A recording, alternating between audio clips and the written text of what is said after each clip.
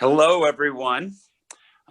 Thanks so much for taking time to join us today for the Council of American Ambassadors educational event. This will be a nonpartisan discussion and education opportunity for us to learn more about the rights and the process for American voters abroad. And I'm here very happily with David Beirne, who is the person who leads the Federal Voter Assistance Program in the US government. And this is a resource that has been so incredible for organizations, regardless of party, who are trying to get the best understanding of the rules, the laws, and the level of detail that they provide on their website, which I encourage everyone here to go to their website for any questions that may exist that we don't cover here today. But this is meant to be a conversation and discussion. And I am Bruce Heyman. I served as the US Ambassador to Canada during President Obama's second term. And I was very involved with the Get Out the Vote effort, being educated by the folks from FVAP and getting out under what many of you may fully appreciate and understand under Hatch Act rules of nonpartisan education of American voters. And so with that, I've become passionate about this ever since. And I'm so glad, David, that you're here with us today to have this conversation, to educate us on the American voter abroad. Thanks for being here. Oh, it's my pleasure. Thank you, Mr. Ambassador. David, so let's start with who's eligible to vote if you're an American citizen, if you're outside the United States? Well, that's an interesting question just to start right off, because there is some complications. But basically, every U.S. citizen who is living overseas, provided they've established residency back in the United States, they can participate in an election. That's one of the biggest questions we get is about residency. That for some voters, it's been a while since they live in the United States. They may not have an address any longer. You know, do I attach to that address? What address do I use? And that's what we spend all of our time educating them to say, use the last address you had before you left the United States. One of the items that is tricky is that for voters that have never lived in the United States, the states own that question about residency. I see. So about 35 states that do grant residency privileges through parents or through other relatives. And we do feature some of that content on our site, but that's the biggest challenge, is recognizing that people have to have a physical location they can attach to for their U.S. congressional district. But they don't still have to have a house or an apartment or anything. It could have been 40 years ago and they lived on some block and that there's a Walmart on top of it at this point. But if they live there and they put in that address, that's really what governs. Is that right? That's correct. And actually, we do run into that where an address was residential, zoned commercial. At that point, we educate them and tell them to contact their election official, because they may be able to put them in an address for the central office so they can still vote in the election. How long have Americans been voting from abroad? Quite some time. I mean, I think the biggest change was in 1986 with the passage of the Uniformed and Overseas Citizens Absentee Voting Act. That's what established a number of privileges that we continue to implement. It's what established the Federal Voting Assistance Program. It also established that the president will designate an executive office head to lead this for military and overseas citizens. It grouped both populations together. And then President Reagan assigned that responsibility to the Department of Defense. So that's how that all came about. We oftentimes get that question as to why is DOD involved with supporting overseas citizens? And that is why they group both populations together. But we rely heavily on the fantastic partnership with State Department. So you are a Defense Department employee? That's correct, yes. Okay, so the Federal Voter Assistance Program, as a result of this law that was created in the 1980s, which we now refer to as UOCAVA. Is that right? Okay, so Uniformed and Overseas Citizens Absentee Voting Act. Okay, so this is an absentee voting process that's going on, and we created a uniform process through this act, created this office that exists, And so that's great. So what is this uniform process, and how best would you describe it? Well, the best way is the responsibilities for us is that we prescribe a specific form called the federal postcard application that does two things. It registers a person to vote and requests an absentee ballot.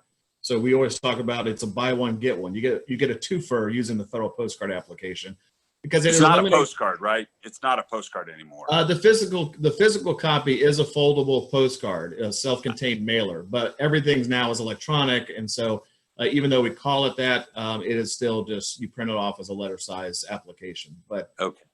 That's the biggest value in terms of streamlining, is that all of the states will accept this. It's built so that we can, if you fill it out in its entirety, all the instructions are there. You send it back to your state, and it will automatically queue you up to receive absentee ballots for every federal election in at least in a calendar year. And so that's one of the biggest values that we've seen over the years, trying to streamline that. You always get into this dynamic between federal versus state responsibilities, but that's the primary intent, is using the federal postcard application. And if you do it timely, 30 days prior to the election, you also become eligible to use the federal write-in absentee ballot. So we'll come back to the write-in in just a second. So, and there are a number of sites that are out there that use this process, but I think if I've got this right, everybody, regardless of party, if you use another site, they still use your form that goes through. It's really and so you could either go to FVAP.gov or one of these other sites that may be out there that other groups are promoting. But at the end of the day, this process, this form has been established by your office. Right. And we do, I mean, we're kind of biased. We love our form more so than others, but it's mainly because of what comes with it. So we know the campaigns and the states all have their various absentee ballot forms or just overall ballot by mail applications. That's different than what we offer. And there are federal protections that include, going back to 1986 and then various other reforms that came later. But it's the ability to, you automatically qualify. It eliminates that first question on whether you're registered or not. You can also request your ballot materials electronically. And then beginning 45 days prior to each federal election, the election officials are required to start transmitting those ballots. So there are some real hard requirements associated under federal law and protections that are not otherwise available if you use just another type of form available through the state or local office. So the UOCAVA process gives you these protections. And I think you mentioned a really important point. So that when people are going through this and filling it out, you mentioned to request your ballot to be returned via email. And I think given the uncertainty of COVID, international mail services, and now even the U.S. mail service, that asking for this back by email is provided as in the law, right? Do I have that correct? That's correct. That was the most recent amendment was passed in 2009. It was a recognition that overseas citizens, overseas military, the biggest challenge is geography, the lead time required to participate in the election. So being able to send blank ballots to voters 45 days prior to the election cuts the overall transit time in half. And that's one of the biggest benefits. It remains and we'll get to it, I think, a little bit later on the return side, that gets a little bit more complicated, but definitely receiving blank ballots, you absolutely have the option to receive electronically using our form. So if I've got this right, you go to this federal postcard application, which is not a postcard anymore, but we still call it that. And you get a 2-for-1. You get to register and request your ballot all at the same time. And you fill it out. You put in your last address where you resided in the United States. And that's where you vote. Because people all ask all the time, so I'm overseas, so do I just pick a state, or do I get to go, where do I get to vote? And, you go to this last residence where you last lived. That's where you are. Are there complications where you last lived? Like, I just went to school there and then left, but my home was in a different state? Or how do you deal with the vagaries of where I last lived and those things? We deal a lot with that on residency issues quite a bit. That's probably the most popular question we receive. both from the active duty military side who, change duty stations quite Right. often. That's also true for overseas citizens, especially students who may be moving from time to time. So there is not a hard and fast rule on voting residency. I mean, it's really a matter of looking at the oath that we require people to sign, attesting to their qualifications, affirming that they are a resident of that particular state, and ultimately what they can defend, right? So this is all that gets into some of the integrity issues, but it's really what the voter is comfortable asserting, and making sure that they fill out the form in its entirety in the appropriate manner. So not a hard and fast rule. It really is a matter of what they can defend and what they can provide documentation should they be challenged for some reason. But because of how much in advance this process is, you're recommending that people do this now, right? I mean, the time is sand's going out of the hourglass, and waiting to the last minute if you're overseas can be overly complicated. What is it about that 30 days you had mentioned that after 30 days, what happens then?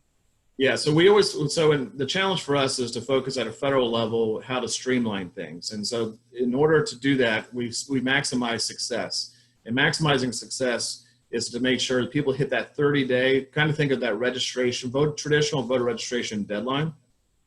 So if you act early by October 3rd and submit your federal postcard application, you qualify to use the federal write-in absentee ballot. One thing you quickly realize when conducting elections or being involved in elections in the United States, there's always exceptions to the rule. And there are some states that don't require you to have first applied for an absentee ballot before using the federal write-in absentee ballot. But we want to make sure we're lowering their overall risk, educating people in the most simplified manner. So it's the easiest for us is to say, get your FPCA, your federal postcard application in by October 3rd. And then wait for your official ballot. If your official ballot doesn't come in, then we've got some other options for you. But stepping up and doing that first will then at least ensure us that you've taken an appropriate step and you're duly qualified to use the federal write-in absentee ballot, versus what then becomes a mixed bag where sometimes we have to deliver bad news. We never deter people from participating when we provide customer service. But we do say, you may be running into a high risk situation. There may be a challenge, there may be a problem with your eligibility, but let's go ahead and submit your materials and see how things progress. You and I had talked a little bit beforehand about the percentage of people that actually succeed in this process relative to the voter participation in the United States. What percentage number are you using? So part of our assessment, we're required by Congress to report voter registration participation rates for both military and overseas citizens. And so it's taken us a number of years, but we've reported this number in 2014, 2016, and hopefully soon we'll be releasing 2018 data. Right now for overseas citizens, the participation rate's hovering at 6.9%. So about 7%. 7%. That's what we're estimating. Now it is based on a statistical model approach.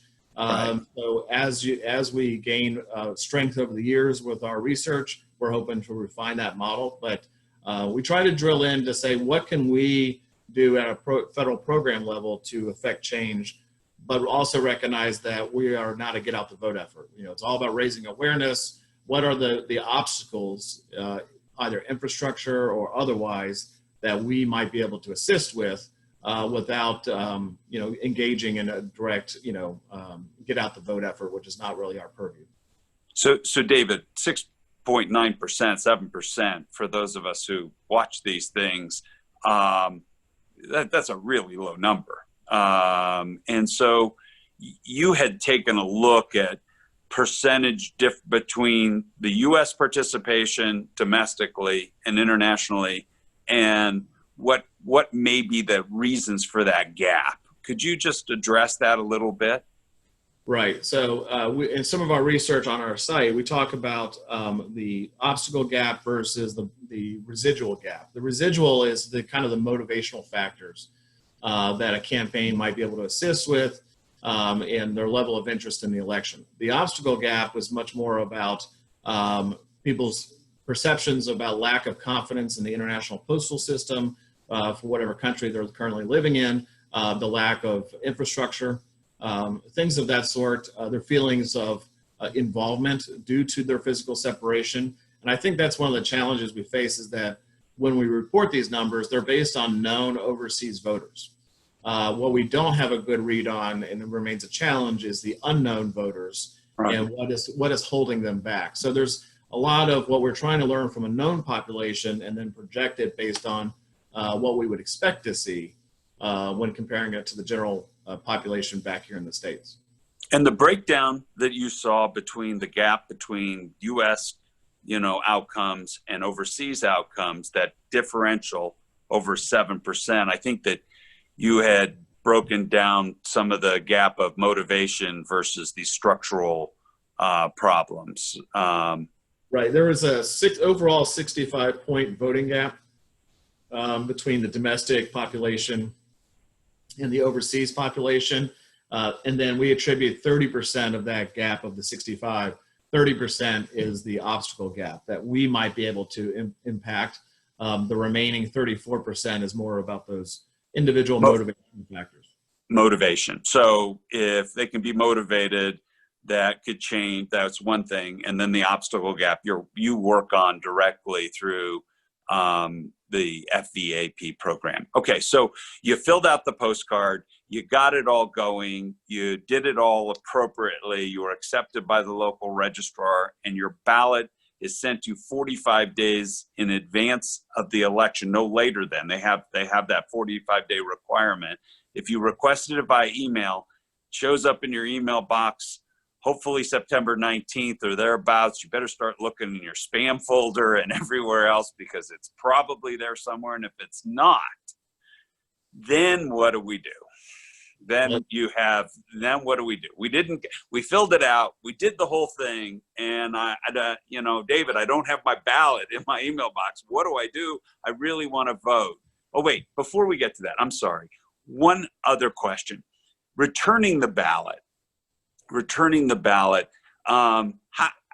Could you just describe the layout, the lay of the land of states that will allow you to email it back, states that will fax it back, states that want you to mail it back? I mean, it seems like a real mosaic here. And a mosaic is a perfect description for what the states, what that patchwork looks like. We have everything on our website, and even when you land on our page, we'll walk you through all your state requirements. It varies very much by state. There are about 20 states that only allow you to send your ballots back through the mail. That's the only way they will receive them.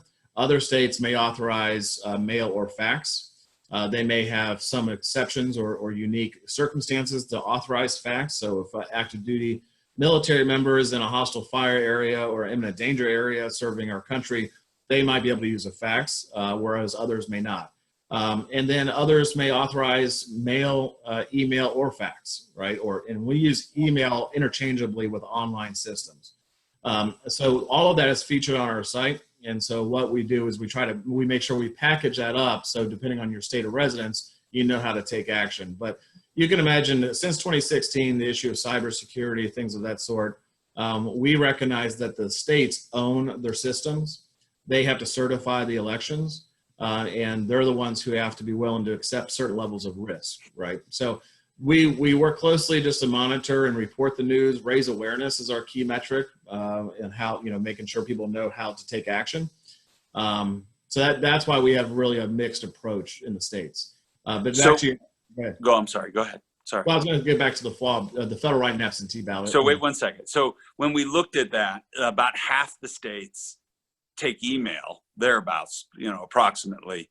A handful will do fax or hard ballot. And then about 20 states, as you've referred to, require this hard ballot return. And so that emphasizes, especially those states that have the hard ballot return, you got to get going, because we have a mail service problem globally, actually taking place as a result of a pandemic and now domestic issues. Combining those two, you really, you can't wait till later in October, because there's some probability that this might not count. Now, is it when it was sent or when it was received, or is that state specific too?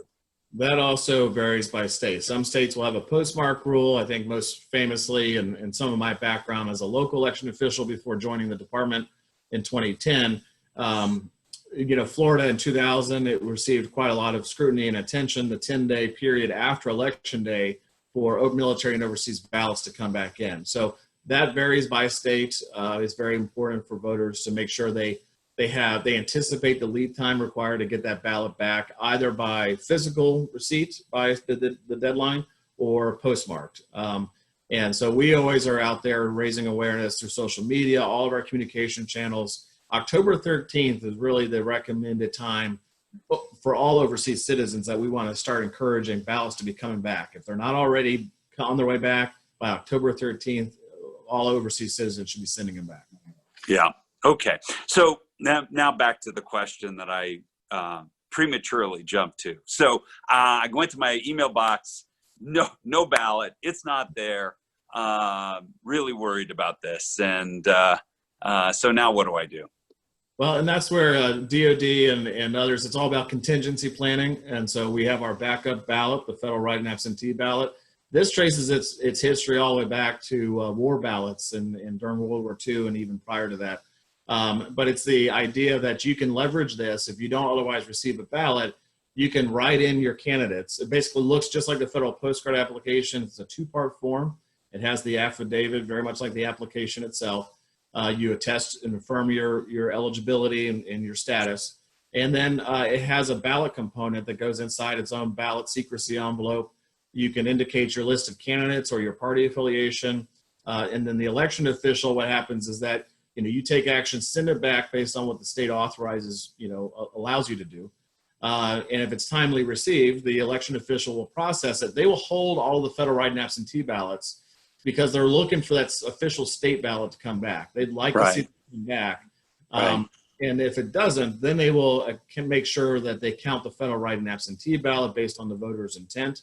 And they ensure that only one of those ballots is accepted for count. So important point, if you don't get it, you send in your federal write-in, and then you get it, you can still send in both because you're protected. You are not voting twice under these provisions. Don't use these same rules back in your home state if you're living there, but this is a provision that you have this protection. And just to clarify, a couple of questions have come in while we're chatting. One is your site is FVAP.gov. It has not only all of this detailed information and research and background and individual state rules, et cetera, but it's also the place you can go to do your federal postcard application and your write-in ballot. Is that correct? That's correct. So we have both the fillable forms, but then we have our online assistance, just like your favorite income tax preparation software, where you can walk through, complete the forms, and then at the end of that process, it's a completed PDF file that you can then print, sign, and just follow the submittal instructions. Okay, so let's walk through now. We have the ballot. We received it on the 19th, or your write-in ballot. You've printed it off. It's time to get it back to the United States. And so can you address what's going on in U.S. embassies and consulates because some of the folks here are asking questions of, do embassies and consulates, can they get them back? Right. So this kind of ties in. I don't know if you want to speak to it now in terms of COVID-19 and what we've been monitoring for global pandemic conditions. So back operationally, just for your awareness, we typically go out in the field to the State Department locations, embassies worldwide, military installations worldwide. That's all been disrupted as of the end of February. But we've gone to virtual environment. We haven't missed a beat. Spreading the word and making sure people know how to take action. Part of that is premised on our partnership with United States Postal Service, Military Postal Service Agency, and State Department to understand what are the local conditions in each country. We have seen international postal operations disrupted. We have a landing page on FVAP.gov/COVID-19. Provides all of that, links to international postal alerts. And one of the challenges we face is, depending on, if you look at the heat map globally for where the pandemic is spiking, they may actually have embassy operations shut down temporarily. The postal operations may be shut down. And you watch it kind of progress through the globe, the world, in terms of how they're responding. And so we've seen Europe disrupted. We've seen Central and South America disrupted. And to your point, it just underscores the need to take action early.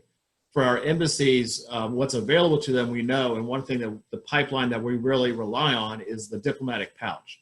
So if voters in each of these countries worldwide, we're stressing the fact that they need to pay attention to the news, their local embassy and consulate web pages for the latest information on, they all will accept ballots for return to the United States.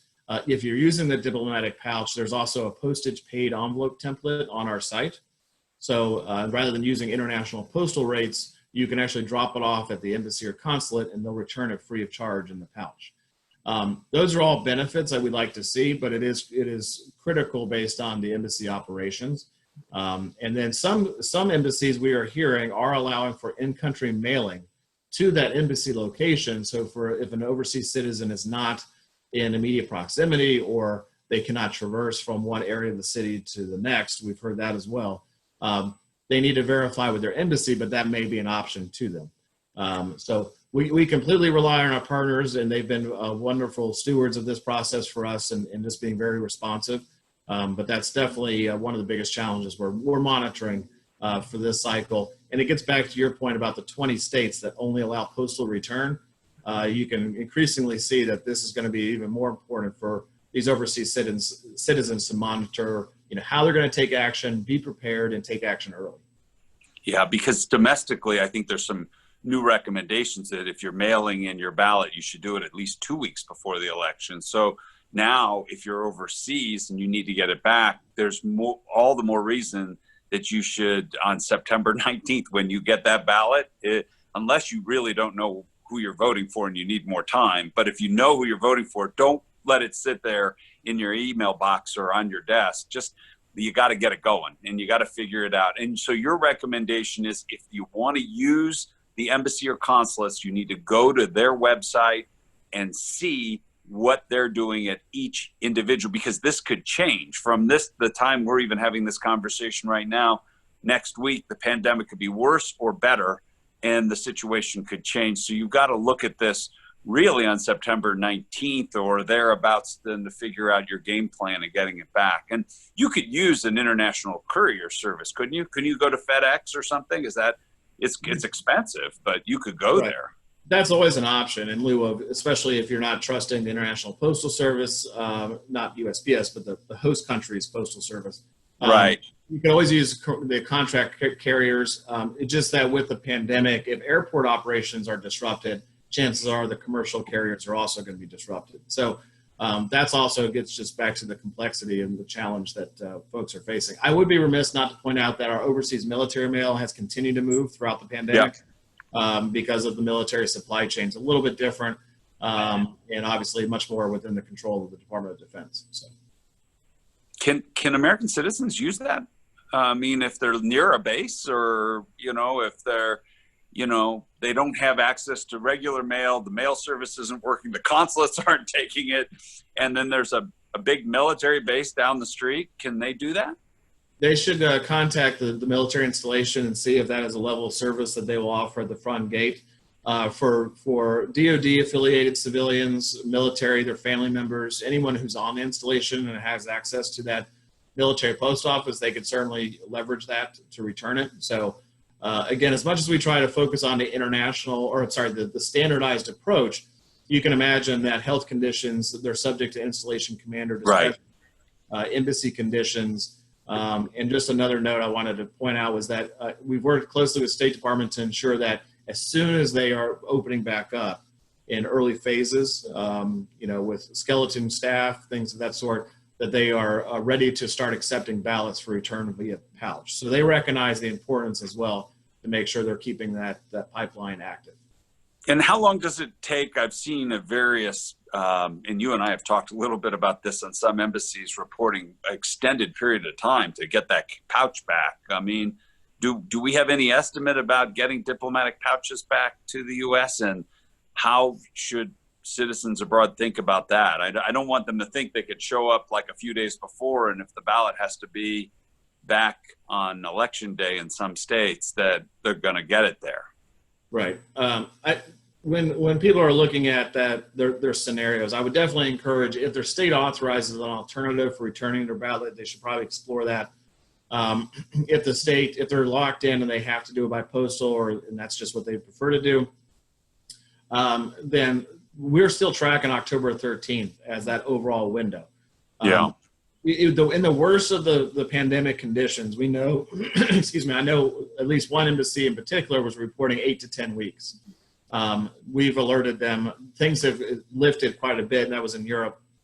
And now they're looking at 2 to 4 weeks, which is about our expectation typically for an election window. So that's what we'd expect continuing unless conditions worsen in particular countries. So does a counselor stamp that so that they know when it came in? I mean, is there some verification so when it shows back up in the U.S., that hard ballot, that they know that it came to the embassy or consulate on a certain day, or how does that work?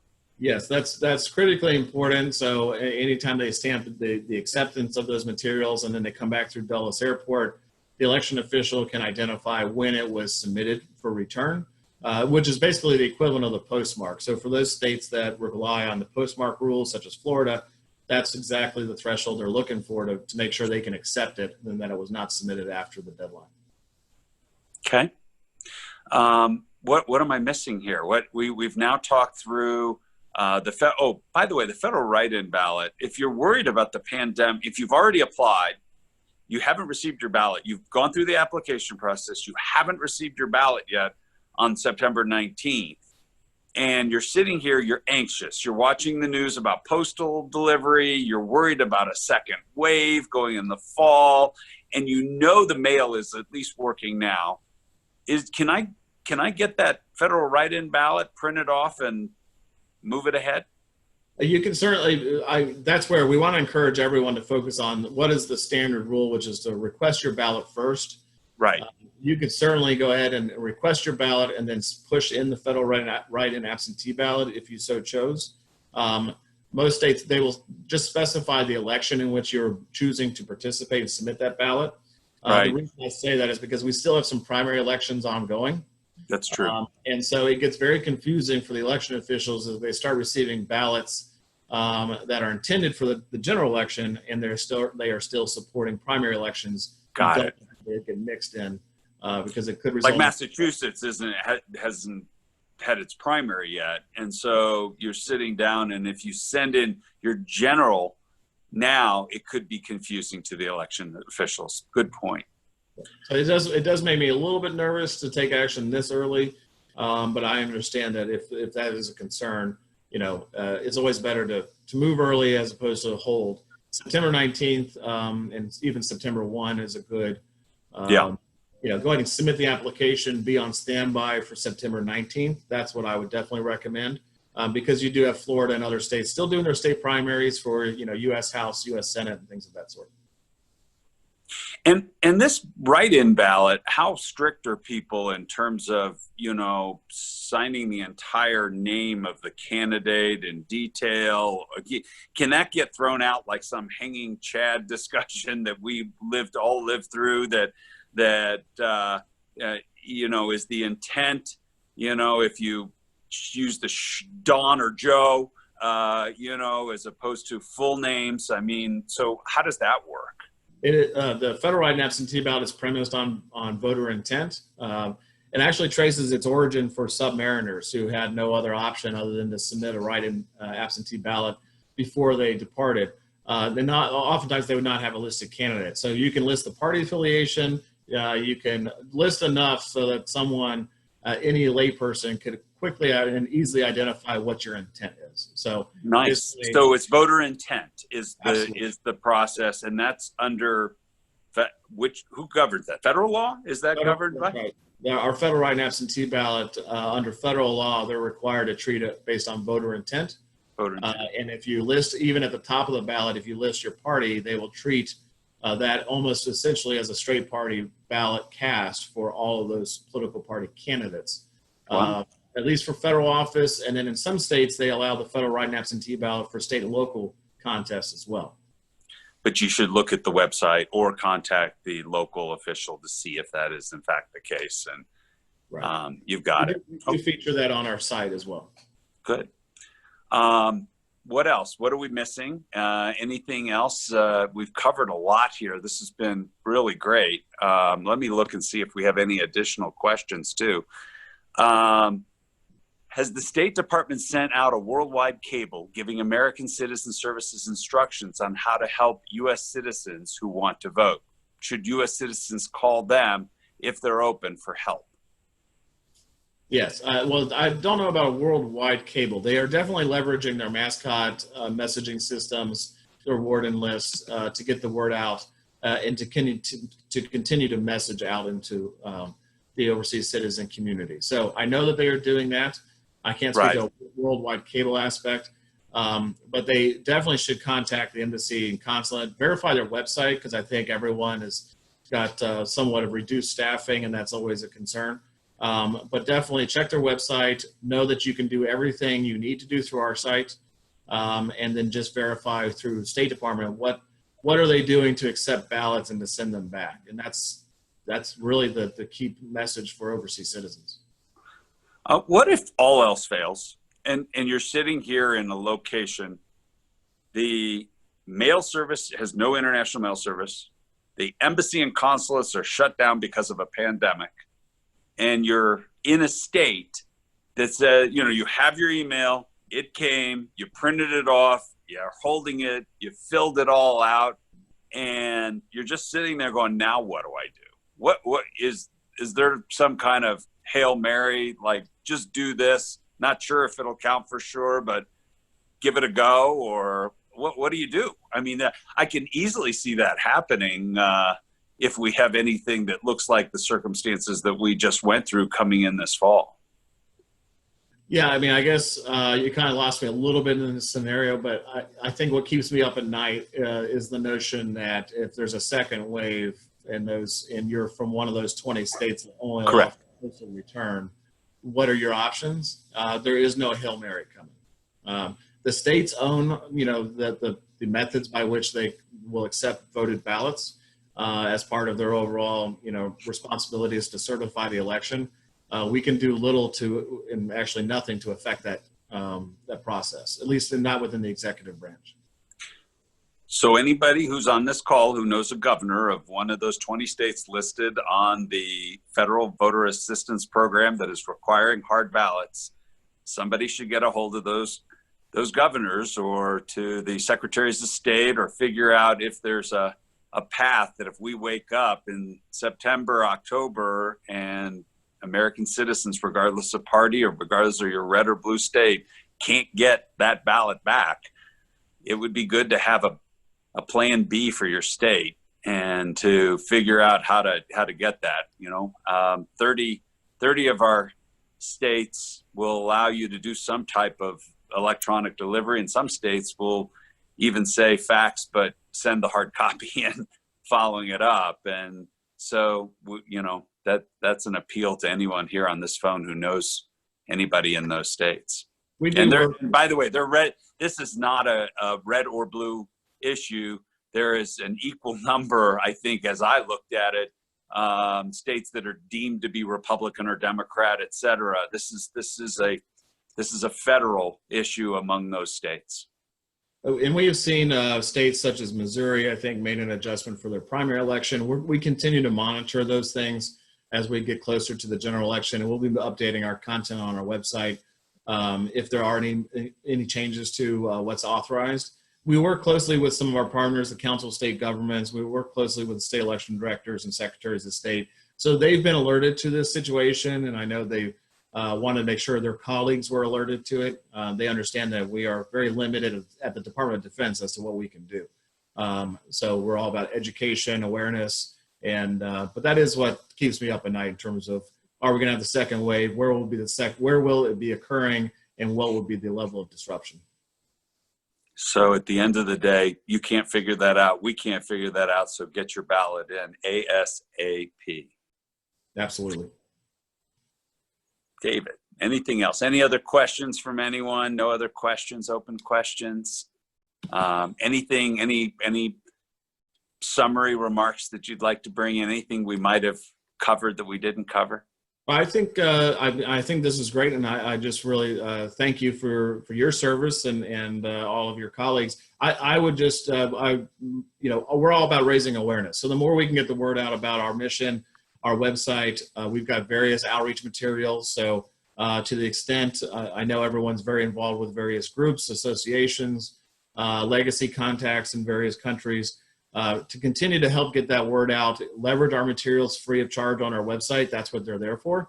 And just know that we take our mission very seriously under the Hatch Act and providing nonpartisan assistance, and leverage our resources. That's what they're there for. So having So us what, just following up on that, sorry, we got another question asking a follow-up to the previous question. Is there any way we can get the State Department to send a worldwide cable out to everybody and saying, hey, this is coming up and this is important and you should have procedures in place to handle these things? Or how is it, do you cajole them into doing this, or is there a process that they've done this? Because I know in years past when I served, and I know other administrations, there was definitely a worldwide cable message of this is what you do.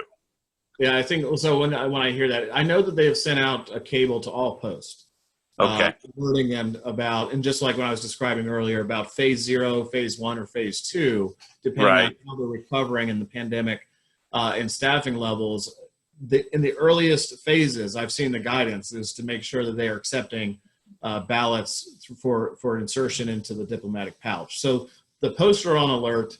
The posts are also varying, exactly what level of service and what are their hours for accepting ballots. Do they have a drop box outside the embassy location?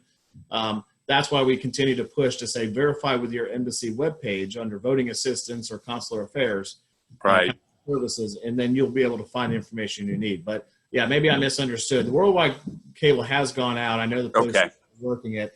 And then they also use the mascot messaging system and warden list to get it out to the greater overseas citizen population who are not with State Department directly. Thanks. I'm sorry I interrupted your summary statement, and Okay. You were doing such a good job that I got this other message that came in. But let me bring this together. Everyone on this call has served overseas at one level or another, and so thank you all for your service. David, yours as well. This is an important time for democracy and for voting. And again, regardless of your background, your party, your personal interest, we should be encouraging Americans to participate in the voting process globally. And it's set up, it's there, it's been built for them under federal law and protections. And David and his team have been dedicated to this for many years. And so why not reward your citizenship? Your vote is your voice, as it's always been. And so we're just here to educate you, but also encourage you to get Americans. I'm encouraging you to get Americans to get out and vote and participate in this election coming up. Let's see if we can get more than 6.9% of our Americans living abroad to participate in this, and let's double or triple that. And the best way to do it is you're reaching out to American citizens abroad and encouraging them to register and get their ballot and get it back. I mean, I think the largest reason why votes weren't counted after people was they didn't get it back or didn't get it back on time. And so, this is particularly important this year.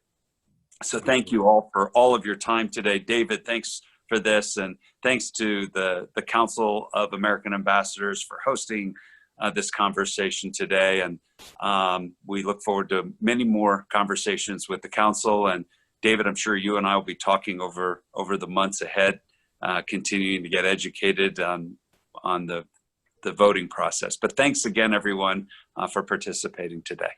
Thank you.